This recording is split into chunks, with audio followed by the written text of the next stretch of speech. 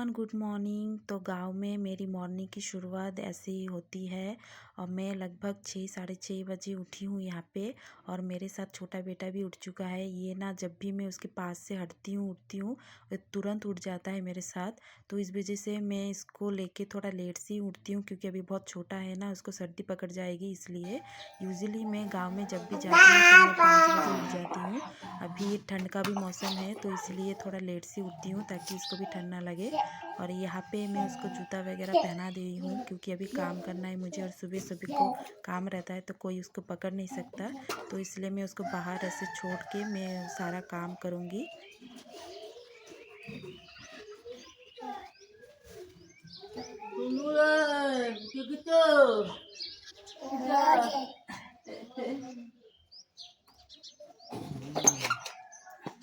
क्या বলছি 5টার সময় ভোর 5টার দিকে কে দরজা ঠকঠক করলো 3-4 বার। আমি একটু দরজা খুললাম, এই যে দিদি এই জায়গাটা ঝাড়ু করতেছে। কে জানে ঠকঠক, বাইরে বেরে দেখি কেউ নেই, দরজা। ঘর থেকে আমার কাছে হ্যাঁ, ঘর থেকে আমার কাছে বলছে এমনও শোনায় ও তাহলে দাদা করছে নাকি 3 বার করছে। তারপরে আমি ভোর 5টার মধ্যে ওটা আমি খুলছি, দেখি মেজ দিয়ে এই জায়গাটা ঝাড়ু করতেছিল। মেজদি ডাকলাম 2-3 বার, তো দাদার সাথে কথা করছিল, তো ওইদিকে চলে গেছে, শুনে নেই। তারপরে আমি দরজা বন্ধ করেছি, আরেকবার ঠকঠক করছে, বলে আমি আর আসিনি। আমাদের ঘরে ও আছে কোন মাইদা মাছ দেয় তাই ঠকঠক করছে। কারণ কিছু তাই আসবে আর রাত্রি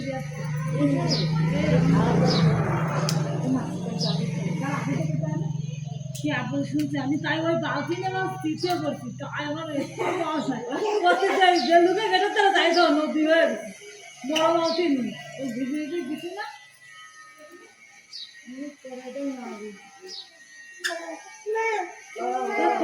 तो यहाँ पे मेरी 2 बड़ी जेठानियाँ, एक मेरी जेठानी है और एक मेरे काका ससुर की बड़ी बहू है। तो दोनों बड़ी जेठानियाँ हैं मेरी। तो वही सुबह सुबह उठ के वो थोड़ी मस्ती मजाक कर रही थी, वो बहुत मस्ती मजाक वाली बातें करती है। तो वही यहाँ पे थोड़ी कुछ अपनी मस्ती वाली बातें कर रही थी, कल क्या हुआ था, आज सुबह क्या हो रहा था। तो वही मैं उनकी बातें सुन रही थी और फिर मैं लग गई अपने काम में।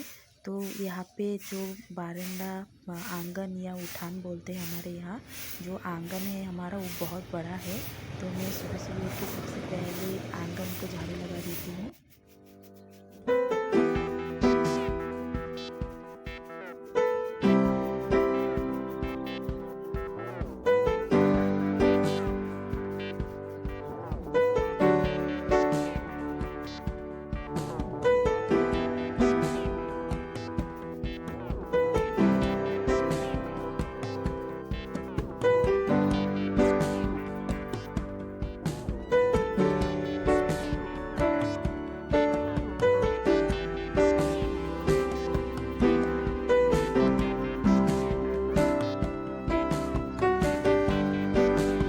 और फिर मैं जल्दी जल्दी करके पानी भरने लग गई थी क्योंकि आज करंट जाने वाला था। सुबह सुबह मेरी जेठानी बोल रही थी कि आज बिजली चली जाएगी और कब आएगी पता नहीं, शायद रात को आए या नहीं भी आ सकता है क्योंकि गांव में करंट का बहुत ज़्यादा प्रॉब्लम होता है। जाता तो है लेकिन आने का कोई ठिकाना नहीं रहता। तो इसलिए मैं थोड़ा जल्दी जल्दी करके पानी स्टोर कर रही थी जितना भी मुझे चाहिए खाने पीने के लिए। और गाँव में बिजली का तो ऐसे प्रॉब्लम होता ही है बहुत ज़्यादा, और स्पेशली गर्मी के टाइम पे तो बहुत ही ज़्यादा करंट जाता है। और करंट जाता ऐसा है कि एक बार गया तो भूल जाओ करंट कब आएगा। 24 घंटे में ज़्यादा से ज़्यादा 2 या 3 घंटे ही बिजली रहती है गर्मी के टाइम पे, और बाकी टाइम पूरा बंद कर देते हैं बिजली। और अगर बारिश या कुछ भी तूफान वगैरह हो जाए गर्मी के टाइम पे तो भूल ही जाओ, वो तो 2-3 दिन 1 हफ्ते भी लग जाता है, बिजली नहीं आती है, ऐसे ही रहना पड़ता है। एक तो इतनी गर्मी पड़ती है, ऊपर से अगर बिजली ना हो तो भाई कितनी ज़्यादा दिक्कत हो जाती है, आप समझ सकते हो। तो गांव में गर्मी के टाइम पे बहुत ज़्यादा प्रॉब्लम करती है बिजली।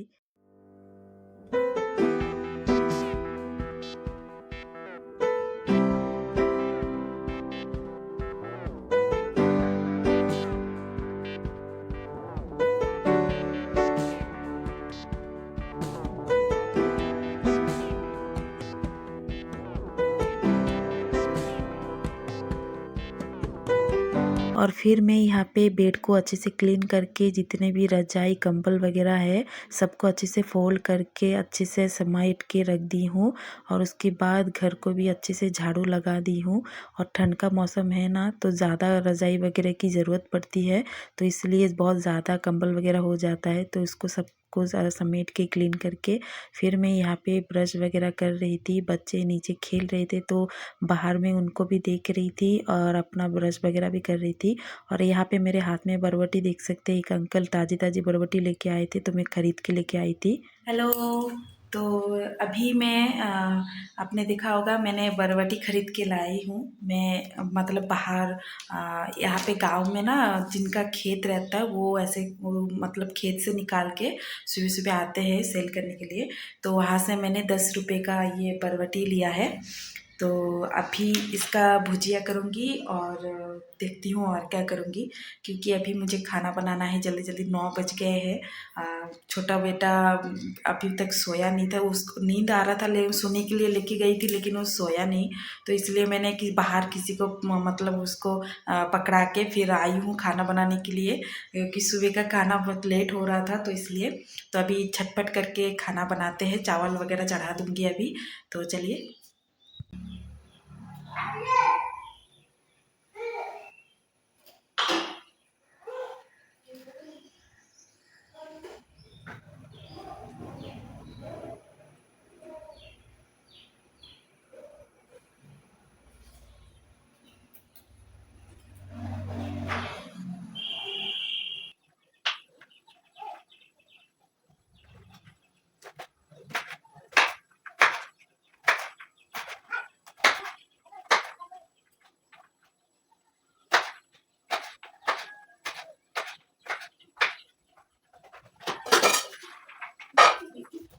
देखो देखो भैया सब सब करते हैं से देखो ना भैया भैया ये देखो ना मैं खावा नहीं दो ये भाई ना तो मत ये ना बोल ठीक है मतलब कोई देखो जाओ ना भैया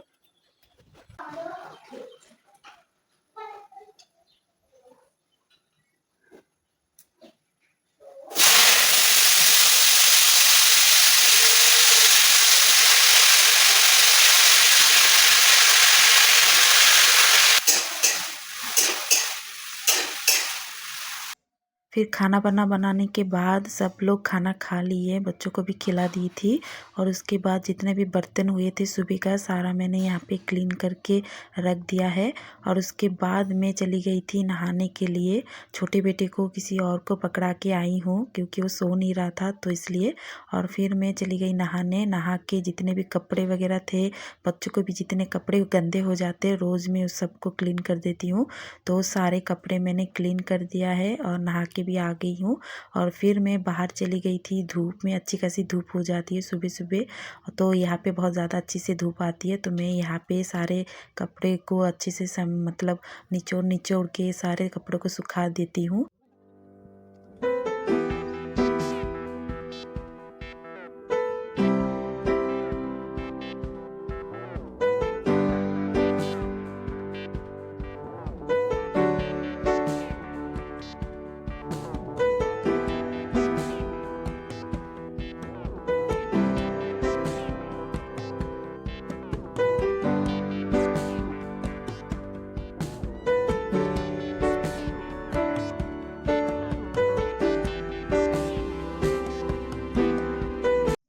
फिर सारे काम ख़त्म करने के बाद मैं यहाँ पे थोड़ा अपना स्किन केयर कर लेती हूँ सुबह सुबह।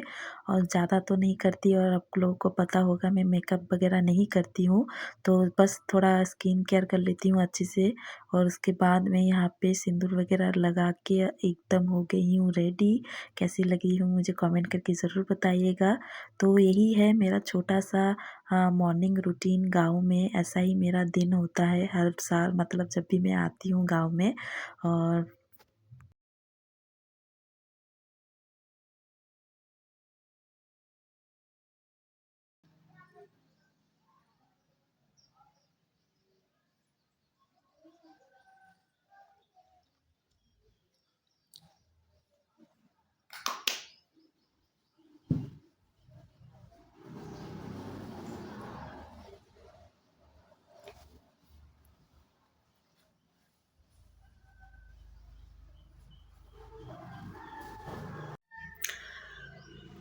तो यही है मेरा मॉर्निंग रूटीन मेरे ससुराल का।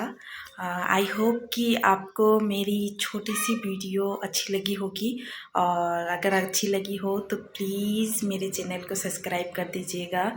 तो मिलते हैं और एक नई वीडियो के साथ, तब तक के लिए बाय। एंड सब लोग हैप्पी रहिए, खुश रहिए और इन्जॉय कीजिए बस लाइफ। और न्यू ईयर तो बस आने ही वाला है कुछ दिनों में, तो बस बी हैप्पी ऑलवेज। तो बाय।